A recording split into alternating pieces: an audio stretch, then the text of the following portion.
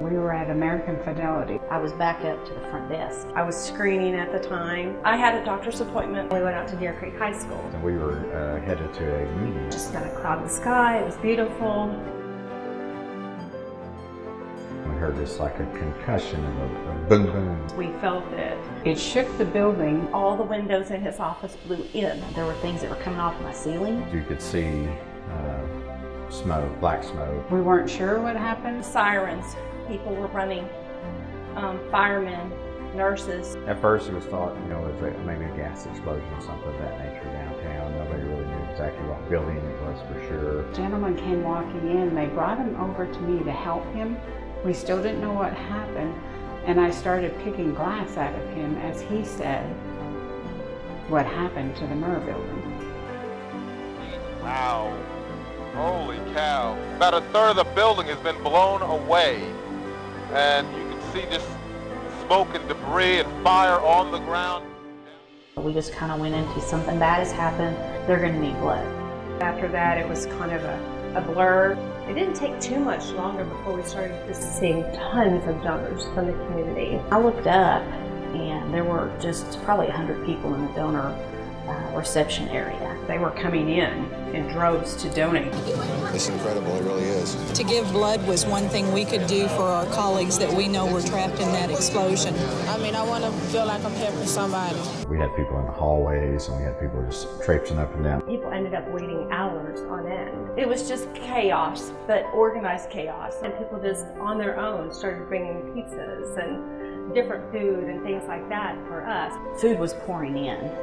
People were bringing hamburgers, water, Gatorade, snacks. And I look up and there's a piece of pie in my face. And I turn and look and she was like, honey, you haven't eaten since you've been here. People bringing food in and helping us everywhere throughout that whole building. We of course had many other people who would say, I'm a nurse, can I help? Tinker came and gave us cots. We had cots set up in the hallways. Physicians actually sent people to us to get blood from, because we couldn't get into that area. We ended up working until 3 a.m. I went to a school later that day, about 2 o'clock in the morning with a bus and drew blood until 4. We worked pretty much all night long. I was back at it the next day. I was back up here at 6:30 or 7, and we just went into the same mode. The donors came in, they were lined up and ready to go. We would work 15, 16, sometimes 20-hour days.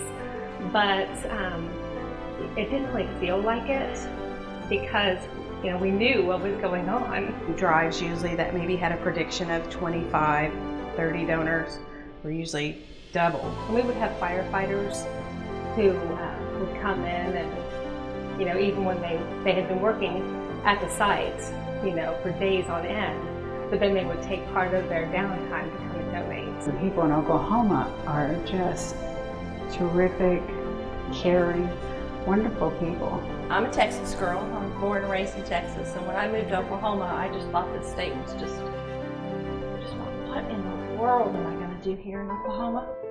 And then, I've just kind of fallen in love with it. I've fallen in love with its people. In such great tragedy and pain, have something so beautiful of just people wanting to help and doing just such love out of something so horrible. It made me proud.